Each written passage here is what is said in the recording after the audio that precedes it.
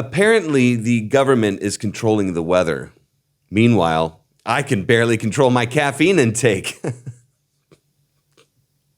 Now, everyone, I want to start off by saying that Hurricane Helene is serious. It's not something I want to be insensitive about, but it's hitting the news hard with all kinds of theories, all kinds of stuff. So I wanted to jump on it right away. Jordan here from the future in Bali, back on the big stick and ready to go. I was in Mexico, and I've got a bunch coming from there. But again, this is a big one, and I wanted to skip ahead and jump on this right away with all the stuff going on. So here we go. Hurricane Helene hit on Thursday, September 26th in the southeastern United States like a freight train, leaving tons of chaos in its wake and reigniting some classic theories of weather controlling chemtrails.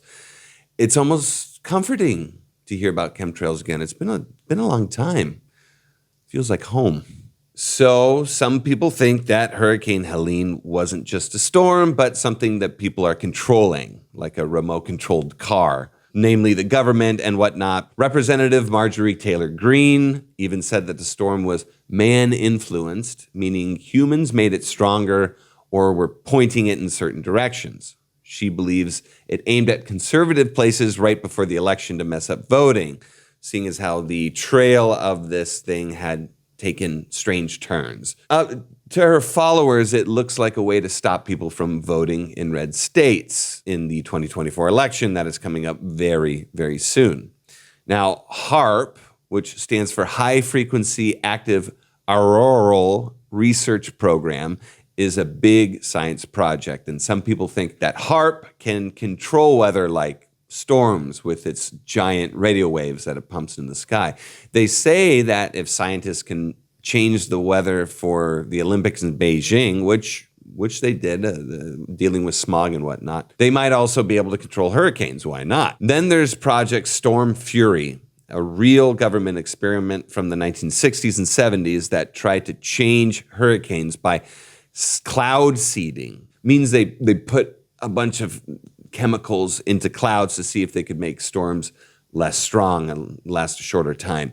The project is stopped, but some people think these experiments are still happening secretly by evidence of chemtrails and whatnot.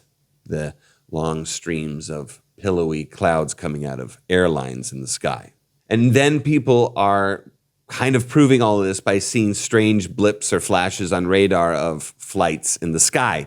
They believe it's a sign of secret weather control. They would see a plane on the radar kind of going back and forth in little loops very quickly, pointing out that that's where they're doing the dirty deed. And I want to just throw FEMA in here real quick. I'll talk more about that in another video, but I want to jump ahead of this because it's important. FEMA, the group that helps after big storms. Some people believe FEMA is holding back supplies on purpose to make things look worse, especially in conservative areas. So you have a bunch of people fighting over the inability for local authorities to not be able to jump in and to help because the feds have come in and kind of warded off areas and said, don't mess with our project here. We're trying to do it the right way.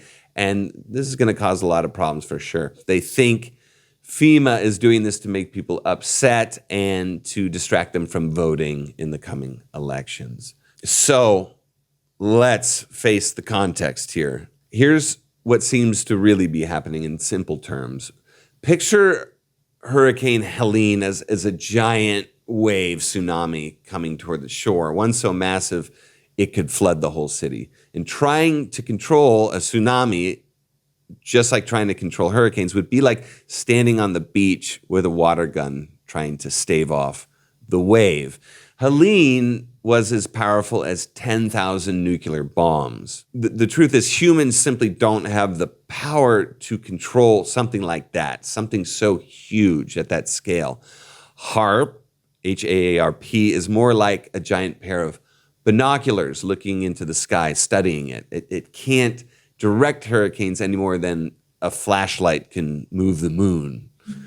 Project Storm Fury did try to mess with hurricanes using cloud seeding. They did, but it didn't work, and it was shut down in 1980. They realized it was like trying to blow out a birthday candle with a tiny puff from far away. It just wasn't effective. And in the strange radar blips, they're usually birds or other everyday things like the radar signals bouncing off buildings and whatnot. These are actually very, very common things that happen all the time. They're very well documented in the aeronautics industry, and people are aware of them. So the whole thing seems to be a hat and coat on a coat rack. It looks like something, but it's not really there, which is typically how these things go. And as for FEMA, again, I want to address this ahead of time. I'll talk more about it. Getting help to disaster zones is tough. It's hard with triage and organizing who gets saved first or what gets addressed first. It's a very, very difficult thing. It's very chaotic. If you have everyone jumping in to try to do the same thing, it actually causes more damage and more problems than it solves. And this is pretty well talked about in Neil Strauss's book called Emergency, where he actually took rescue courses and was taught all about that. It doesn't make any sense to stop everyone from doing anything, to running into the scenes and to helping. It doesn't make any sense, but in the long run, it actually is better to stop, organize, and take more time. More lives are saved this way. Also, the roads and the access into these areas are fucked up. They're blocked, they're destroyed. And so FEMA and others will find difficulty going into these areas because they simply can't get in there. I just came out of Mexico, and there was a storm down there just now in Cabo, and I couldn't move my truck out of the area for 3 days because the roads are all worn away, flash floods, rivers, dry riverbeds are filling up, and it just screws up the town, screws up the area. Another thing also, it's very strange, when the feds don't come in, like in Hurricane Katrina, the feds really didn't come in. It took them a long time. Everyone was complaining about this. Everyone was super pissed off about it. And now the feds have come in, and everyone's super pissed off. It's not easy. The government is not a magic wand. I'm not like, yay, government can solve everything, but we think they can. So when they don't, we go, oh, fuck them. They're useless. They suck. And really, they're just as disorganized as anyone. It's chaos. The states, land, zones, everything, it's big. It's a big areas and a lot to deal with. And I think people just miss out on the scope and the scale of these things. Anyway, maybe I don't have to make a video about FEMA.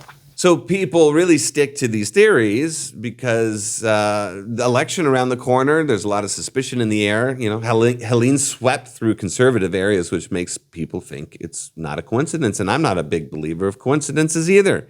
The timing and the weird path of the storm felt too convenient for those already skeptical of the government, feeding into the idea of political motives behind the disaster. Natural disasters are messed up, and they just happen. And it's weird to think that there's something that we cannot fix.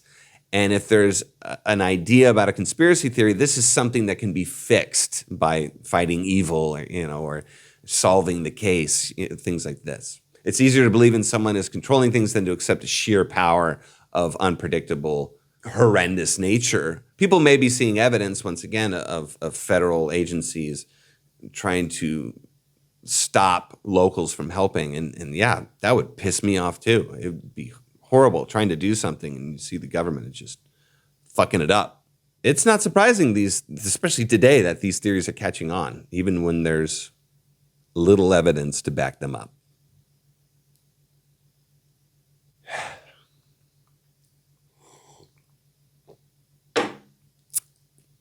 Ooh.